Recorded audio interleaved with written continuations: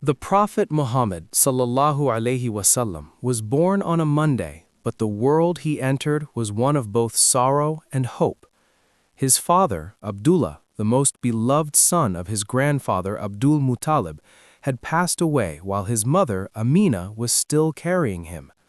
Abdul Muttalib had prayed for a grandson, and his prayers were answered with a boy. In a vision, the grandfather saw that the child's name would be Muhammad. Upon his birth, Abdul Muttalib took the infant in his arms and entered the Kaaba.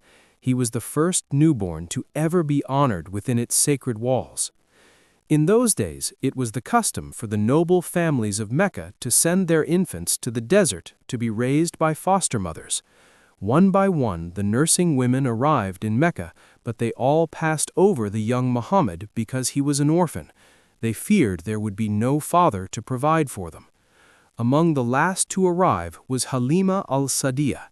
She had found no other child to take, so she said to her husband, "What if we take this orphan? Perhaps Allah will bless us through him." Her husband agreed, and from the moment she took him into her arms, the miracles began. Her own milk, which had been scarce, began to flow in abundance.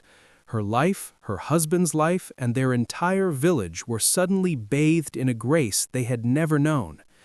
Even as an infant, the Prophet ﷺ was a mercy to the worlds. He arrived in the lands of Bani Sa'd during a year of terrible drought. The earth was parched, the sheep were weak, and there was no milk to be found. But the moment the child Muhammad set foot in their home, the rains descended.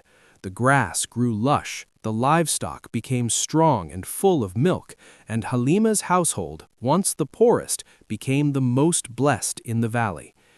Even in his infancy, he showed a divine sense of justice. Halima noticed that whenever she offered him her right breast, he would drink, but if she moved him to the left, he would refuse. He would not take the share of his foster brother, the son of Halima.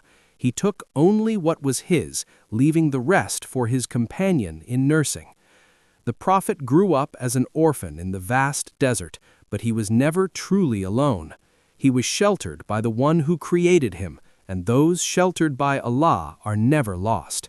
By the time he reached the age of weaning and began to walk among the flocks, a momentous event was about to unfold. Two of the greatest angels of the heavens, Jibril and Mikail, were descending to meet the young